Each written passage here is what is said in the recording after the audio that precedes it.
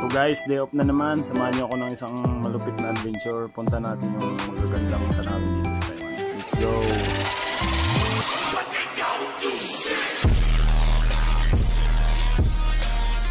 Dito na si Hawkman.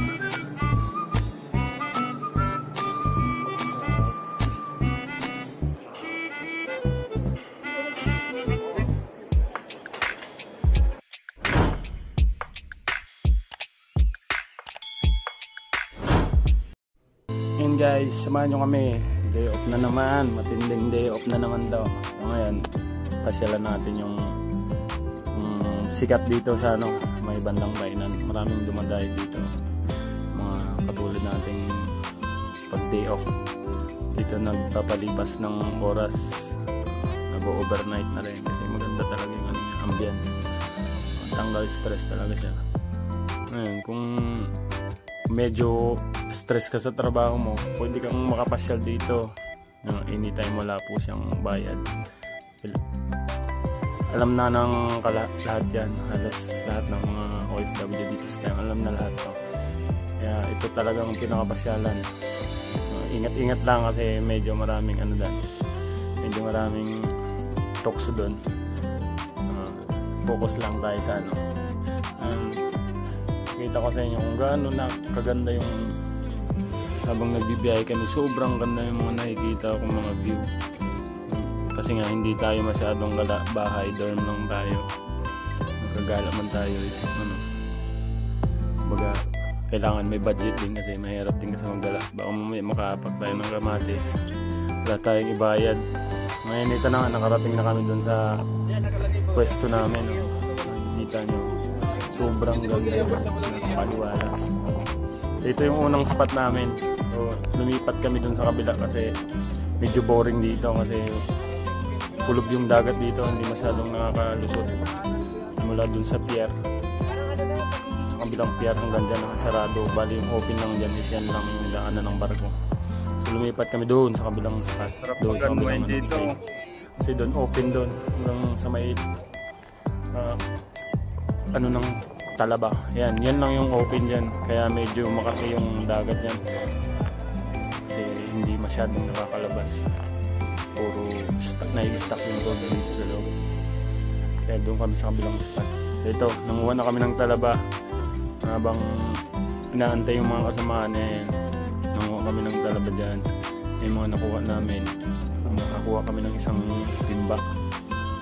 Medyo inihaw-ihaw muna namin habang nagkaantay kasi medyo gutom na talaga dyan. Hindi na kinakaya yung cravings ng oyster. Medyo ingat-ingat lang kasi pag wala ka pang naman yung dyan mo dyan, pangit lang yan mo guard mo dyan. Ayan. Sobrang dami po niyan. Tingin-tingin ka lang sa mga bato. Kung mahilig ka sa seafood, yan, dito palong-palo yan dito. Sobrang dami. Kita mo yan, Talaba yan. Yan. Sinesting naman ni Idol. Saw-saw. Yun. Saw-saw sa sobrang ahong masukan. Swak na swak sa panlasang Pinoy yan. Yan. Yan. Siyame kunasai! Yan mga boss. Ito na. Kainan na. Kainan na kami. Ano kakain inom? Magaganong yan. Sobrang daming nangyari. Sobrang experience talaga. Wala rin tatay. Hindi talaga marami ang experience sa lahat. Bali kasi ng tropa natin si Paring Roy. Shoutout sa iyo, boss. Kakain yun para may suka. May tatay rin. Sa mga nag-invite. Kumain na walang salamat sa invite. Samahan ng mga Ilocano. Sobrang maraming salamat. So ito na, napasayaw na si Boss Noel. Bumibar ng sitsiwit dyan. Tinanggal lang natin yung music dyan mga boss kasi baka makapirate tayo. Basta yung sayaw nilang mga ifugaw, gurot. Yung mga moves nila. Pero syempre bibida din tayo dyan. Sa bandang dulo tayo. Sa bandang dulo tayo bibida. Ayun, sila muna pagbigyan natin. Yan muna natin yung mga ibang bida dyan. Ayan, sobrang dami namin dyan na siguro mga nasa kami dyan 30 ganun, more. Kasi nagdatingan pa yung iba dyan. Sobrang saya.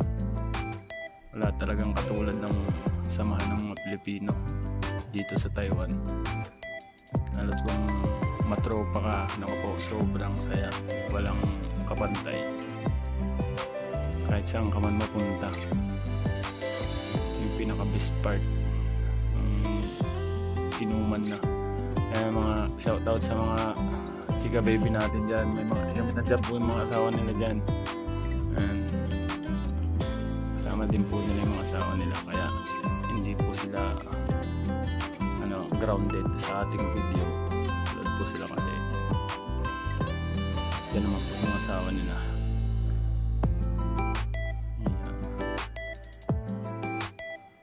Hindi lang dito sa Taiwan na baka sabihin yung asawa lang dito sa Taiwan, pati yung sa Pinas yan, yung asawa nila sa Pinas. Yung mula sa Pinas hanggang dito sa Taiwan magkasama sila. Hindi ko yung sino baka yung iniisip niya is dito lang, asawa lang dito sa Taiwan. Hindi po.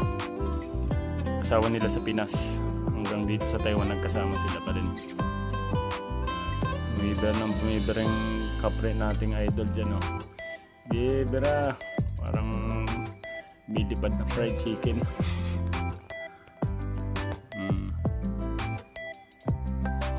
Yan, kung gusto nyo rin sumabay sa mga trip ng tropa, sabay-sabay tayo ulit sa susunod nating kabanata. Yan, sa Falls naman tayo sa susunod nating rota, kasi nagtimbra na yung mga tropa natin sa kabila. Panalo na namin basketball. Naku po si idol. Kain naman eh. Yan, mag-falls tayo. Abangan nyo kayo mga boss, ha. Doon ulit tayo. Ayun, marami tayong doon. Mag-adventure tayo. Adventure muna tayo ngayon kasi wala tayong masyadong maisip na content na medyo maganda-ganda.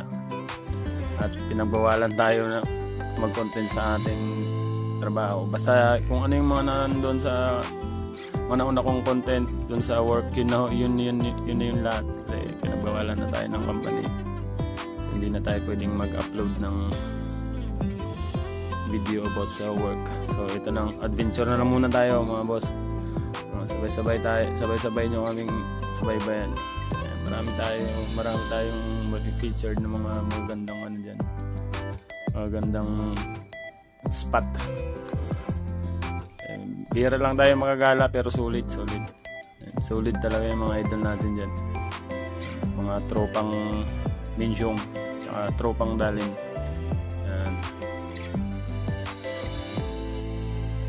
Ingat lang tayo palagi. Konting dasal lang. So ngayon mga boss, okay, pakita ko sa mamaya yung bida. Enjoy muna kayo dyan kasi medyo mahaba na yung usapan natin. Boring na kayo masyado. Sige, abangan nyo na lang yung pinakahuli. Yung nasa huli nga daw yung huling nalakap yung bida. Pabubog muna yung bida. Nasa huli tayo bibira. Abangan yung mga boss. Ayun na. Nag-sing and dance na si Boss Noel. Okay. God bless mga boss.